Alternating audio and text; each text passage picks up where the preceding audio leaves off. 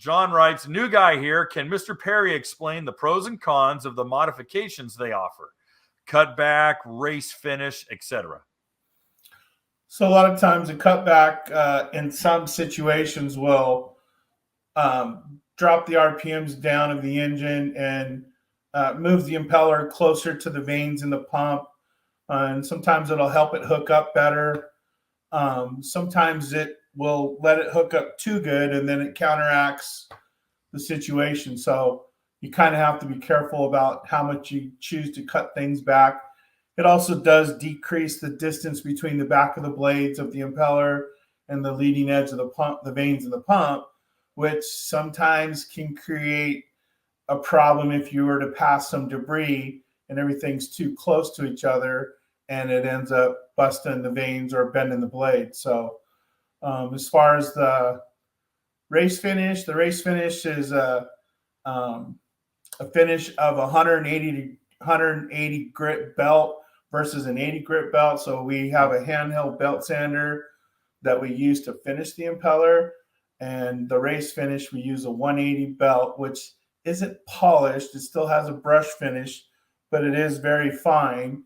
And we do spend a little bit more time balancing the product so that it's a little more true. So it takes a little bit extra time and it costs a little more money.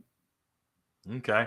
But what the benefit of that race finish is that you're not getting that kind of cavitation that you would normally get with a rougher surface area? No, I would just say that it's like, like having your crank balanced on your motor. It's like, does every crank have to be balanced? No. Will the engine still run? Yeah.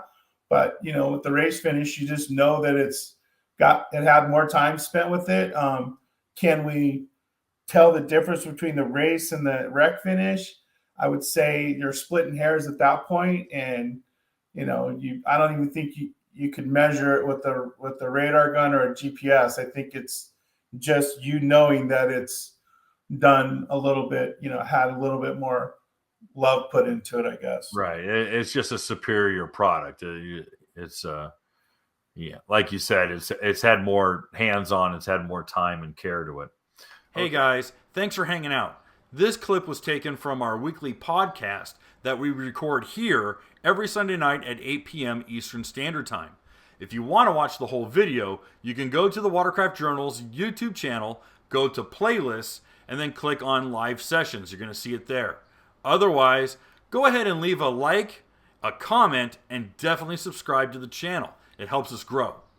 And again, thanks again for watching our videos, and we hope to see you soon.